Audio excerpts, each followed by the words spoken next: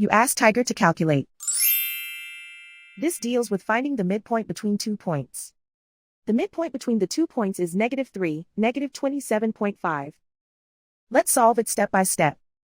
Plot the 2 points and calculate the midpoint using the formula.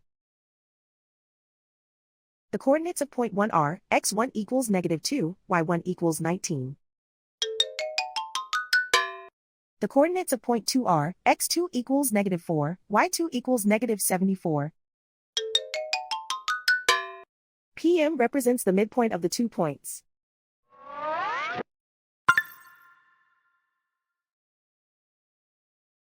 Use the x values in the midpoint formula to find the midpoints x. x1 equals -2.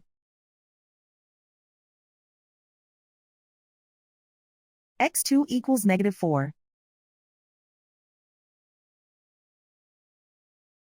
Simplify the arithmetic.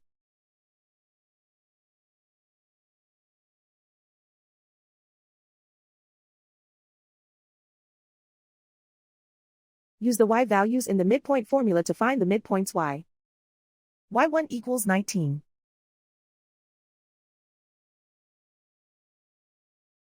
y2 equals -74. Simplify the arithmetic.